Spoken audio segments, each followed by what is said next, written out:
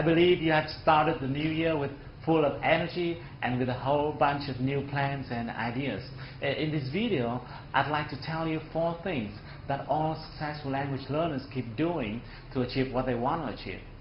And at the later part of this video, I also share with you a small tip that will help you pronounce English in a better way. I'm not sure what plans and projects you have for this year, but as you're watching this video, I guess English is still a roadblock on your way to success. And if that is the case, I hope that overcoming it is one part of your plan for this year. I'm using the word overcoming because I don't like words such as enhance or improve. You may have been improving it for quite long already, haven't you? Learning English is not a long journey, and if you're tired of those improvements or enhancements or enrichment, that's a really good signal. Now I think it's time for you to make a decision which is more venturous or audacious. A decision says you have overcome the language obstacle at a specific point of time that we can see it clearly in the near future, such as by the end of this year or in the middle of the next year, at the time you have been able to hear and speak or even present in English confidently, no matter you're in a meeting with your foreign partners or in a job interview with a multinational corporation. The only one thing which is more important than anything else is your decision. Once you have decided that language is not something that can block you on your way to success, then nothing can stop you. Nothing. For several years, I have been observing many language learners, and I kept wondering why some people can learn faster than others. And I have found that there are 4 things that all successful language learners do. If you're not doing these 4 things, you better do them right now. Number 1, set a goal. Well, it's not new, isn't it? But it's a must. If you don't have a goal, you're not serious. And you need to make sure that your goal must be specific. It must be clear, and this one is important. You must believe in that goal. A goal doesn't make sense if you don't believe in it. Number 2, slice it into small pieces. Make it easy. Make it comfortable.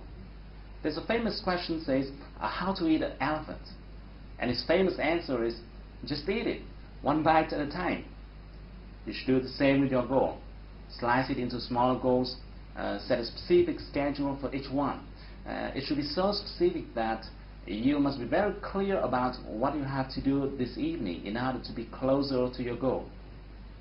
And number 3, be ready to face your roadblocks. No matter what kind of goal you are setting for yourself, there will always be obstacles and difficulties. If a journey is too flat, it means the goal you set is mediocre. Big goal always comes along with big obstacles. Your job is to overcome the challenges one by one and stick with it until you achieve your goal. And finally, ask yourself this question: is what I'm doing now getting me closer to my goal? Every time you do something, ask yourself this question. That's a really powerful question.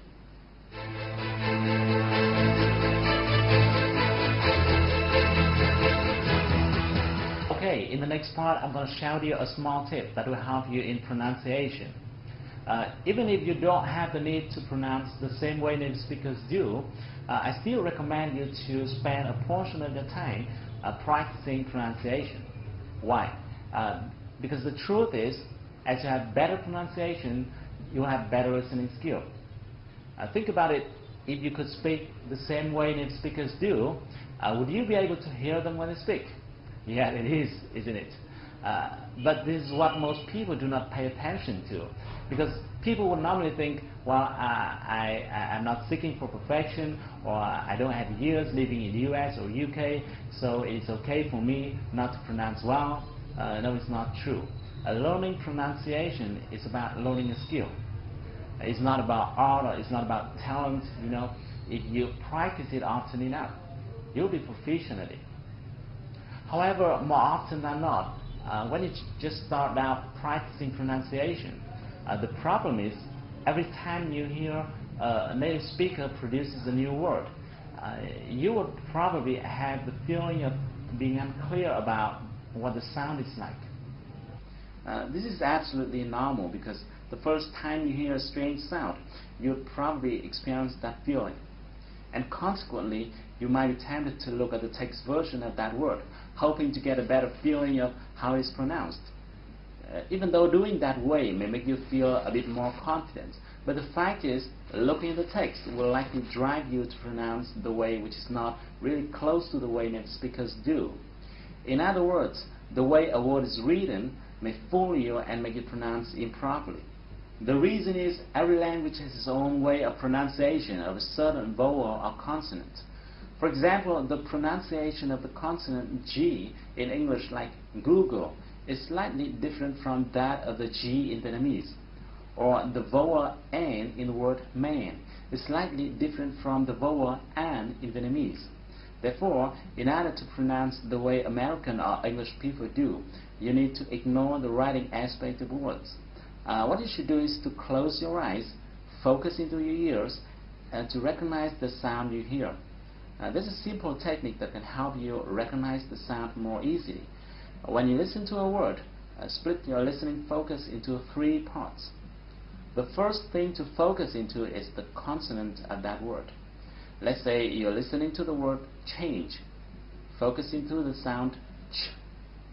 You'll find that this sound is similar to the consonant of words like choose or chat or cheer. The second thing to focus into is the vowel of that word. With the word change, this time you try to recognize the sound A. You'll find that this vowel is similar to the vowel of words like gain or rain or lane. And the last thing to focus into is the ending sound of or the final sound of that word. With the word change above, this time you try to recognize the sound J.